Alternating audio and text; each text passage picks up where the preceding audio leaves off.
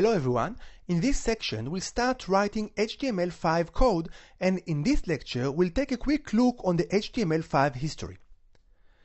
In 1989, Tim Berners-Lee, then a telecommunication engineer, came up with an idea of sharing data between computers for research needs. To achieve the communication and data collaboration, he invented a new format that was named HTML. HTML stands for Hypertext Markup Language. It took few years until HTML became the only standard for web communication. During the 1990s, there were few attempts to standardize HTML and to insert some far-going changes. Those attempts failed.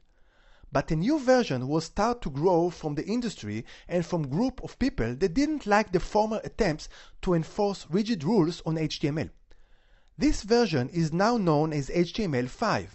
Surprisingly enough, the free and liberal attitude of HTML5 was accepted widely, and nowadays the browsers support HTML5 almost entirely. There were three guidelines that guided HTML5 developers. The first one is don't break the web. If something works, it should continue working. Changes in the language must not cause previous working code not to work. The second one is pave the cow path. A lot of informal methods and standards were created and used during the years. HTML5 developers thought that instead of ignoring or cancelling those solutions, it's better to embrace them and make them part of the language. The third one is be practical. A lot of earlier versions and changes failed because they were counterintuitive to the programmer's intuitions and weren't practical.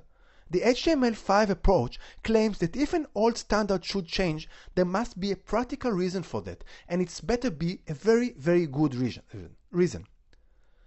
So now let's get started writing HTML in the next lecture.